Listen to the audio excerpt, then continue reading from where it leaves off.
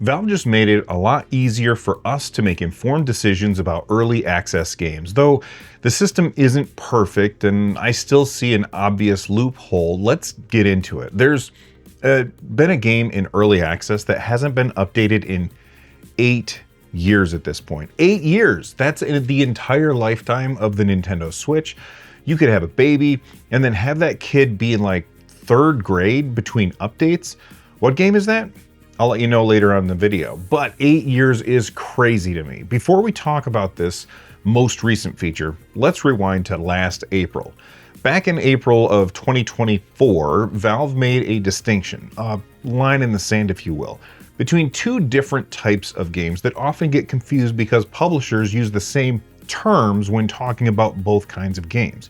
I'm talking about early access and advanced access. The classification of games that you get to play before they're out, everyone called them early access, but then publishers started also using the term early access to describe games that you get to play a few days early if you buy the higher tiered version of the game. In order to make sure customers weren't getting confused by the terminology, Valve updated Steam in order to call games that you can play while the game is still being developed early access, and they assign the name advanced access to the types of games where you buy into a higher tier product like collector's edition or something like that. And then you get to play the game a little bit early. Publishers call that early access, Valve calls it advanced access, and I call it a bullshit scam that we need to stop supporting. Most publishers and most people still call it early access just out of habit. I'm personally guilty of this too. In fact, when I was outlining what I was going to talk about in this video, I had it backwards and I had to go and look it up just to make sure. It is just one word different, but that distinction is a very important one. So just to get everyone on the same page here, this is what Valve calls advanced access and the guidelines that they require in order for a game to be in advanced access. Quote, advanced access is a feature that allows users that have pre-purchased a game to play prior to the game's official release. For example, a deluxe purchase version may include advanced access. Unlike early access, advanced access is not a unique model of development for a game. It is simply an opportunity to play the game before it fully releases on Steam. Participating games will indicate if one or more of their pre-purchased versions of the game will include access to the game prior to its official release date. Players who purchase these versions will be able to play prior to release. And this is what Valve calls early access. Early access is a unique development model that allows games to be played as they progress toward full release. Early access encourages ongoing updates from developers while letting players participate in direct feedback through gameplay and community involvement. Then about 2 months ago, Valve made another big move when it came to advanced access games, and they changed certain rules about how these games are allowed to be in the Steam store. I have a video about that linked down below that like button. Oh, and while you're down there, if you like the show, click subscribe. I constantly drop news videos like this one, but I also have hardware reviews and a weekly podcast with my friends where we talk about gaming. I just hit 80,000 subs and it would be crazy if we could hit 100K by the end of the year. So now that we're all on the same page and we all know the difference between early access, which is awesome and gives us amazing games like Hades, Hades 2, which is still in early access, Baldur's Gate 3 and more. And then there's advanced access, which is a shitty business practice that I would love to get rid of. Let's talk about early access, you know, the good one, because Valve just made it a lot easier to understand exactly what it is you're getting yourself into when you buy an early access game. I mean, the whole idea behind early access is that you are playing an unfinished game. And while I think a majority of games published under the early access moniker, they do so to get legitimate feedback on a game during development, there's always the assholes that ruin it for everyone else. This is what Valve tells publishers about early access. Steam Early Access enables you to sell your game on Steam while it is still being developed and provides context to customers that a product should be considered unfinished. Early Access is a place for games that are in a playable alpha or beta state, are worth the current value of the playable build, and that you plan to continue to develop for release. Releasing a game in early access helps set context for prospective customers and provides them information about your plans and goals before a final release. They also lay out rules for selling early access games. You must include Steam Early Access branding in the information about the current state of the game and any third-party sites where you are distributing Steam keys for early access games.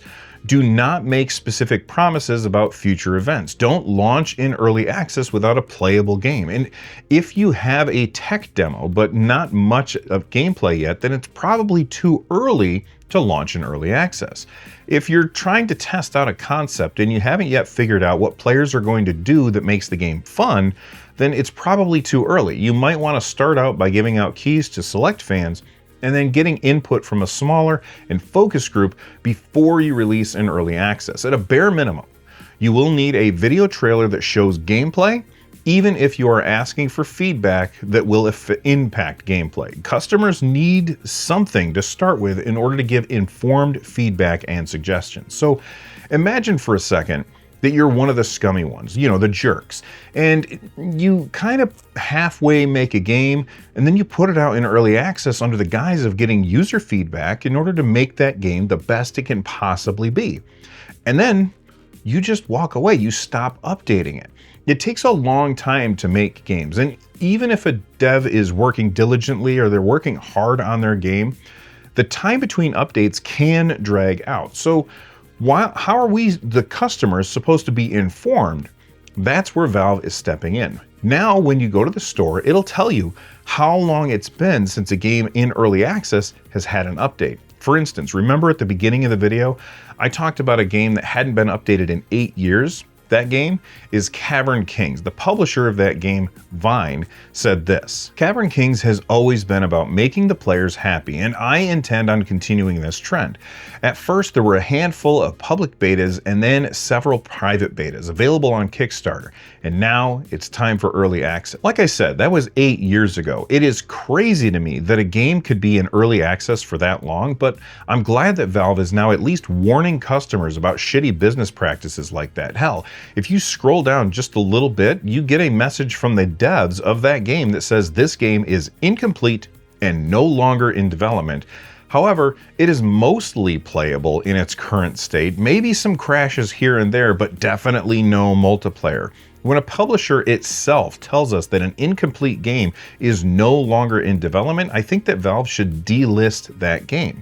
Let people that bought it continue to play, but remove it from the store.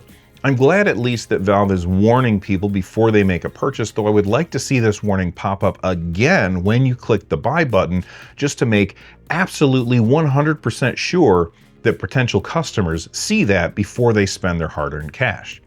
Recently, Pirate Software's Heartbound also hasn't been updated in over 13 months, and people reviewing the game are starting to lose patience, which is understandable. Though right after Valve made this change, we did get an update from Pirate Software, and now they are promising monthly updates to Heartbound. We'll see if that actually happens. So let's talk about that obvious loophole that I mentioned before.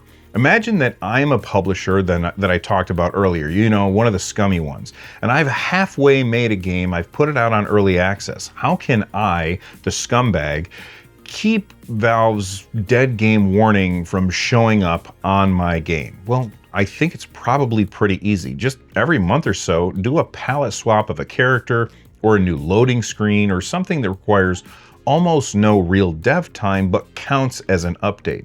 I don't know if that's enough to keep Valve's dead game warning off of a game, but I think it's possible that it might be, and I think only time will tell.